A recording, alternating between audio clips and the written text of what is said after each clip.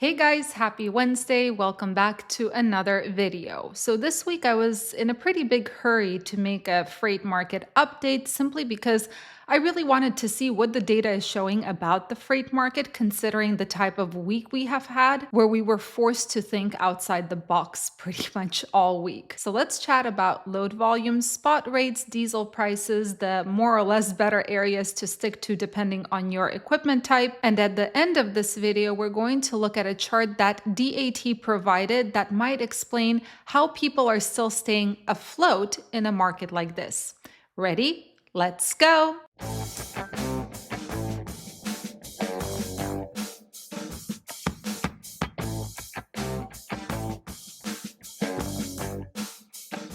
As always, I'm going to be posting all the charts right here. So let's start with the net change in carrier population, which I'm going to be looking at on my computer. So week over week, we actually saw a net decrease of almost 1,000 carriers in 1 week. So 979 carriers net left the market. Now, in terms of the spot versus contract rates, the blue line is this year, 2024, being compared to the pink line, which is last year.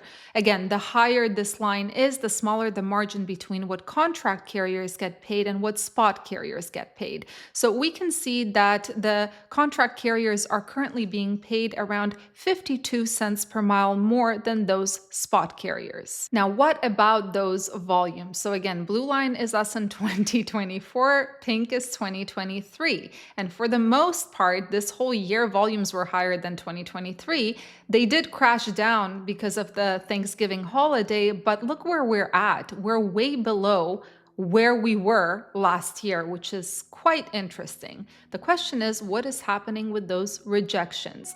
Now, rejection wise, you can see that they have been climbing steadily since mid-October. Currently, rejections are actually at 6.2%. Now, if we take a look at diesel prices this whole year, we can see that we're pretty much almost at the lowest point since the beginning of the year. Currently, according to truck stops across the US, the average diesel price is $3.58 per gallon. All right, now let's talk about the spot market, and we're going to start with dry vans. I am going to show you charts that I make using data from FTR Intel. So week over week on the spot market, dry vans saw a 6-cent increase per mile, which is pretty interesting. However, year over year, the rates are down 2.5%. Now, volumes week over week, they went down by 38.1%, again, probably because of Thanksgiving, and year over year, volumes are actually 7% lower right now than they were at exactly this time last year. So the question now is, where are those better areas for dry vans relative to the rest of the market? And what I do is I use sonar charts in order to figure out which market areas have more volumes and rejections. So which market areas get more volume on the spot market? I know it's a little bit confusing, but I'm sure it's going to make sense in a minute. So let's take a look. The top 5 markets for dry vans where more contract freight from the general market goes to the spot market are Green Bay, Wisconsin, Dallas, Texas, Ontario, California, Cincinnati, Ohio, and Columbus, Ohio. Now, this tells us everything about the volume on the spot market. But what it does not tell us is, well, what is the rate per mile going to be? Because that also depends on how much capacity is available, right? So using DAT heat maps, we can actually take a look at capacity. So for example, Green Bay, Wisconsin is just a lukewarm market. There are slightly more loads than trucks there, but there is overcapacity around. So it's not going to be a market where you're going to get a great rate per mile because those deadheading trucks are going to dilute the situation. Now, Dallas, Texas is a hot market by itself. There are way more loads than trucks. There is some capacity around, but they have a choice of where to go. So they probably will not all be going to Dallas, Texas.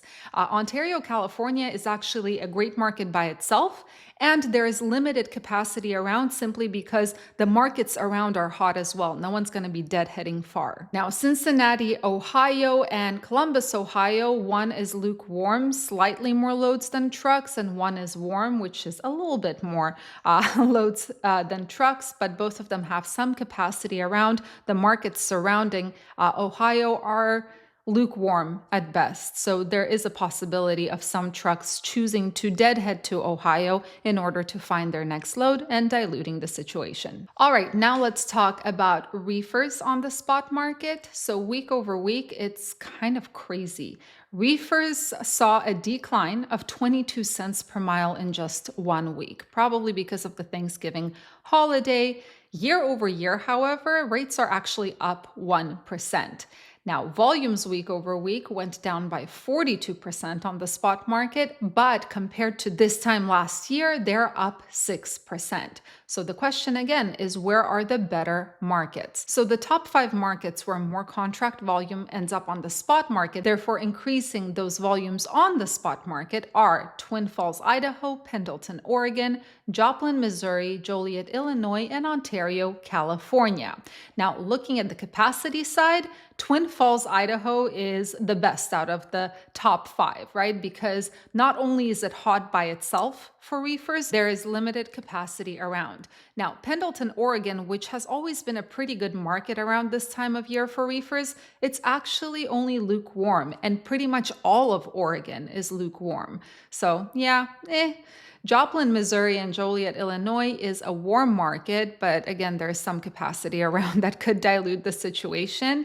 And Ontario, California, by itself, it's warm. It's not a hot market, but there's also limited capacity because pretty much all of Southern California has more loads than trucks right now on the spot market. Finally, we have flatbeds on the spot market, and week over week, flatbeds saw an increase of about 1 cent per mile. Year over year, the rates are down almost 3% though. Now, volumes went down by almost 52% week over week for flatbeds. I definitely felt it. However, year over year, they're actually 16% higher than this time last year, which is interesting. So the question is, what are the better markets? And again, I make my own charts here. So using truck stop data, first we can see the markets, the states which have more flatbed loads on the spot market. The darker an area is, the more loads are coming out of that place. So Texas, Mississippi, Alabama, and Florida are the places where there are more loads.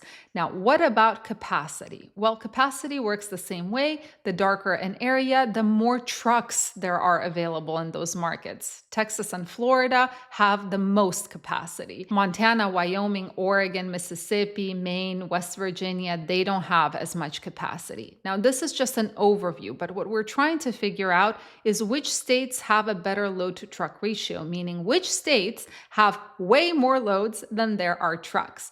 Well, here's the load to truck ratio map. The burgundy red, like Texas, is severe overcapacity. There is less than a half of a load per truck.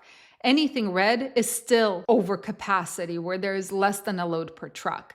Now, anything orange, like New York or Maine, this is more or less equilibrium. There are about the same amount of trucks as there are loads. Yellow, like Idaho and Montana, this is slight undercapacity, although this can be skewed a little bit by a broker posting one load multiple times. So be careful of those states that are colored yellow because it could be skewed.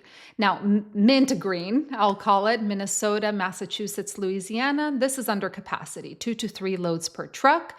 The darker green, like Washington, Oregon, Wyoming, this is 3 to 10 loads per truck. And Mississippi is severe undercapacity, where there are over 10 loads per truck. I believe in Mississippi, it's something like 16 loads per truck right now. So I'm going to show you a chart that I got from DAT, and it's going to take up the full screen. I know that it's a little bit blurry, but it's definitely worth looking at. So this is a chart for dry vans, and this could actually explain the rest of the spot market carriers as well. The green is the estimated owner-operator break-even cost. Now, the red is the gross profit per mile, and the blue is the average spot rate. And this is, of course, from 2018 until today, November 2024. So what you're going to see is that from the middle of 2019 to 2021, it seems as though many folks were able to save up so much that it helps them stay in business today. But what's also interesting to see is the data for November, so the end of the chart. Now, let me read you this quote according to DAT. Year to date, small carriers are still running at a loss, losing the equivalent of $2,000 per year. Even with an increase in spot rates in the lead up to Christmas and New Year, the typical carrier operating in the spot market should end the year slightly below break even, around 2 cents per mile below break even. Now, I think this chart that we looked at, it pretty much sums up the experience of many people who are working in this industry, especially in the past 3 years. For us, we're a flatbed carrier, and I have seen profits steadily decline over the past few months as well. But as always, the only thing you can do is either start looking at ways to cut expenses, which is what I'm trying to do every single day, or find a way to increase that rate per mile, to increase the profit per mile, which sometimes requires you to get really creative and think outside the box. This has been the story of my life this week. Bottom line is, you are not alone. You are not a failure. This is the market. Sometimes it goes up, sometimes it goes down. The problem is that this downturn has been lasting for an extremely long time, for 3 years now. So the only thing we can do is we can be patient and make the best of a very challenging situation. We've got this. Anyway, guys, thank you so much for joining and watching today. I hope you have a fantastic rest of your week. Stay safe, stay healthy, stay patient, and keep learning. See you in the next video.